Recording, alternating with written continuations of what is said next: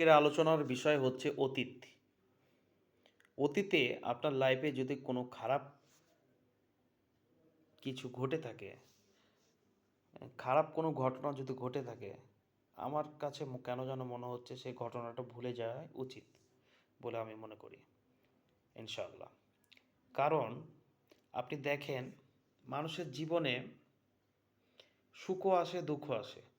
সুখ আছে প্লাস দুঃখ আছে। বাট আপনি যখন কল্পনা করবেন তখন কি আপনার কাছে হ্যাপিনেস আসে।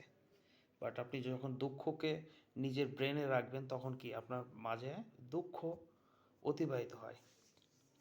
তো এই থেকে আমরা বুঝতে পারছি যে মানুষের মাইন্ড যেহেতু দুঃখে দুঃখ মানে দুঃখে যেহেতু সে স্যাডনেসটা আসে, আবার সুখে যেহেতু হ্যাপিনেস আসে, তো আপনার অতীতে যদি কোনো খারাপ কিছু ঘটে থাকে সেটাকে ভুলে যাওয়া উচিত বলে আমি মনে করি, ইনশাআল্লাহ। আর ভালো কিছু হলে তো সেটা থেকে শিক্ষা গ্রহণ করতে হবে। ভালো কিছু মনে রাখা এটা কি একটা ভালো জিনিস। আর অতীতে যদি কোনো কিছু খারাপ কিছু ঘটে থাকে সেই ঘটনাটা দেখা যাচ্ছে যে শিক্ষা গ্রহণ করতে হবে। মানুষের লাইফে শিক্ষা গ্রহণ করে সামনের দিকে এগোনোর চেষ্টা করতে হবে, ইনশাআল্লাহ।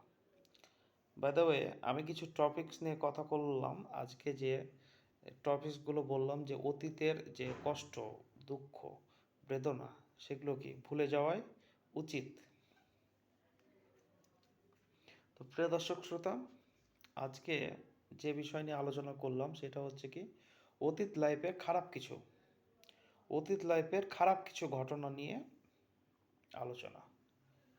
তো আমাদের আলোচনাটা এটাই। আজকের মতো ইতি।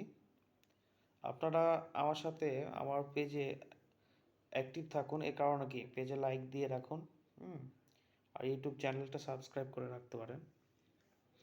হ্যাঁ, আর শেয়ার করে কি আপনার 10টা বন্ধুকে জানাতে পারেন এই ইনফরমেশনটা। আসসালামু আলাইকুম ওয়া রাহমাতুল্লাহি ওয়া বারাকাতুহু।